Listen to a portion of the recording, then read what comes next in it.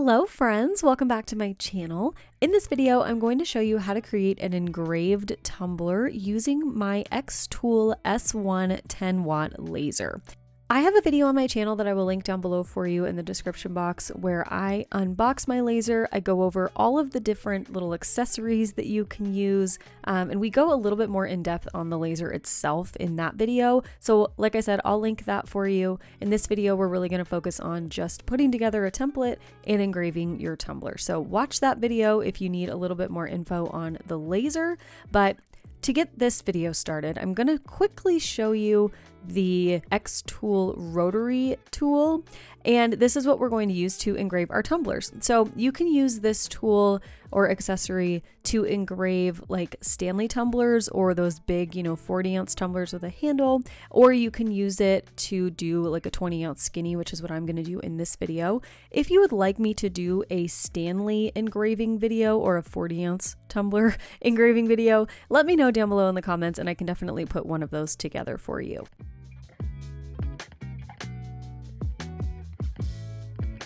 Now, to use this rotary tool for a simple skinny tumbler, you don't need to use the cup chuck or anything that it comes with. You'll just use the plain rotary base. So right now I've got my laser set up to cut and engrave wood. So I'm going to get rid of my little honeycomb sheet here, and I'm going to move my tray that's in my laser to the very bottom level. You don't want it to be too high or it won't be able to engrave on your tumbler. So I'm going to put it at the very, very bottom. And then I'm going to take my rotary tool and I'm going to place it. Now this is really important if you want your design to show up the right way on your cup. I'm going to place it with the wording and all of the letters on the right hand side. So I'm going to lay this down right on my little tray here. And then the cord that you're going to use will depend on the machine you have. So you can buy the same rotary tool for any laser that you have. It comes with this little cheat sheet to tell you which cord you'll use for your machine. So I'm going to use the one that's for the S1 because that's the machine I have. So one end will plug into your rotary tool and the other end will plug into your laser. And the plug for the laser is on the front right hand side. So that's going to obviously connect your rotary tool to your laser and it can all communicate with each other. Okay, so now that we've got the rotary tool and everything set up, I'm going to create the template or the design that we're going to engrave on our tumbler. Now you can purchase these on Creative Fabrica. If you have a membership, you download them for free, or you can buy them on Etsy, or you can design your own. So if you don't want to design your own, you can always buy one, but I wanted to show you how to put one together quickly using the same software that I use to cut vinyl out.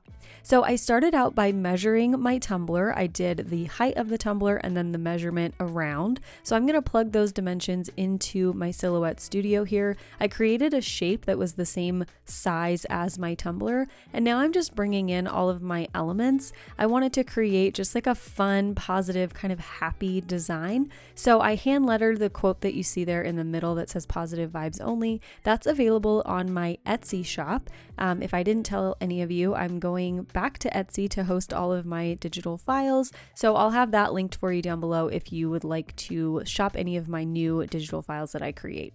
So I'm going to bring in some happy faces, some little lightning bolts. You guys know, if you watch my channel, these are my favorite elements to put on tumblers. I'm also going to bring in my checkerboard template that I created, and I'm going to break this apart into little pieces and just put random checkerboard elements all over the design just to fill it in a little bit more. Obviously, I'm going to add some sparkles, the typical mal type stuff that I like to put on pretty much every tumbler. So the main thing to remember if you're going to create your own template like this is really that you can bring in any sort of elements that you'd like. The main thing is that you just want to make sure that the size of your template matches the measurements of your tumbler. So you'll want to have those handy so that you can create this shape so that you can put everything into that box and everything will fit on your tumbler when it gets engraved. So once I finish putting my design together and everything, I'm going to remove that blue box from the background because we don't want to save that as part of our SVG file. And I'm going to export everything else as one SVG file. So I'll make it all the same, and then I'm going to save it to my hard drive as an SVG. Once I've got that saved, I can import that SVG into my XTOOLS software, and then we can engrave from here. So it just comes right in, it's ready to go. This is my test tumbler that I have. I highly recommend having a tumbler that you can just kind of mess with settings on, because the last thing you want to do is have a tumbler and only have one of those options, and then you engrave on it and it doesn't come out right. That has happened to me, so I decided to have a test tumbler. So our settings are 300 lines per centimeter. We're going to do 1 pass. We're going to do our speed at 100 and our power at 60%. Now this will vary based on the type of tumbler that you're using. So this is a just like kind of smooth tumbler. It's not a powder coated one. Powder coatings are a little bit thicker, so you might have to play with the settings a little bit. I also have a test tumbler that is powder coated, so I can play with settings. So just make sure that you work with that test tumbler and change the settings based on the type of cup that you're using for your engraving. Okay, now we're ready to get everything set up. So I'm going to put my tumbler onto my rotary tool. Now I'm putting it with the cup opening, so the top of the cup facing the right. I'm just going to put it right on those little roller attachments for the rotary tool. And I'm going to center my laser in the middle of my cup. And there are a couple settings we want to make sure that we've got right before we start engraving. So the first one is that we want to, up in the left-hand corner, almost in the middle of your screen, will be a button that says process on whatever, process on blank. You'll want to make sure that you have process on roller attachment. So right now you can see mine says process on base plate. You want that to say process on roller attachment.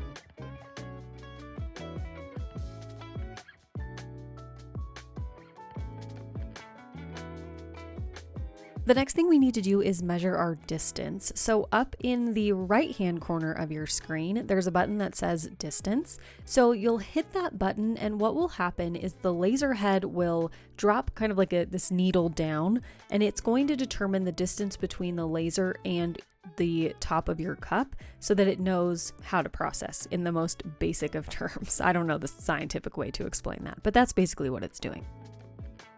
So once we've got our distance figured out, we're going to take our file and we're going to rotate it 90 degrees to the right because we want it to be the same orientation that our tumbler is.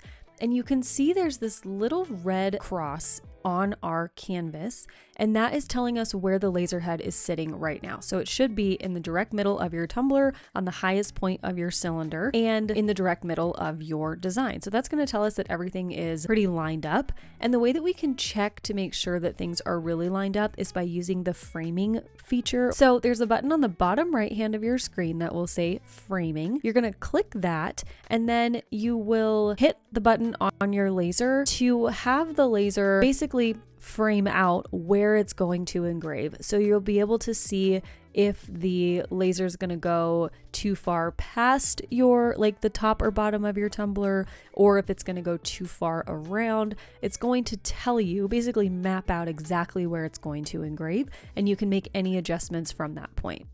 So once we've got all of those steps completed, we are ready to engrave. So I'm going to hit the process button down at the right hand corner of my screen, and that's going to take me to this screen. This is going to show you a preview of the engraving. It'll also tell you the time it's going to take to complete the project in the lower left hand corner. I will be honest, the 10-watt laser takes a really long time to do anything because of the low wattage. So if you're thinking about getting a laser machine, I would recommend getting the 20 or the 40-watt laser, because things will move a little bit faster, and you can start your project from here. So once all of this is loaded, you can hit the start button in the upper right hand corner and then hit the button on your actual machine on the front of the machine to start the engraving. Now, one thing to note is that you want to stay by your laser the entire time. So for this 3.5 hour processing time, I just stayed working in my studio near the laser just in case anything happened. Luckily, nothing did. But yeah, once we are all finished engraving, this is what we've got. Now, the last thing we have to do is clean our tumbler up because there's going to be a lot of like soot on it. I guess, I don't know if you call it soot, but it's going to be dirty from engraving, so we need to clean it.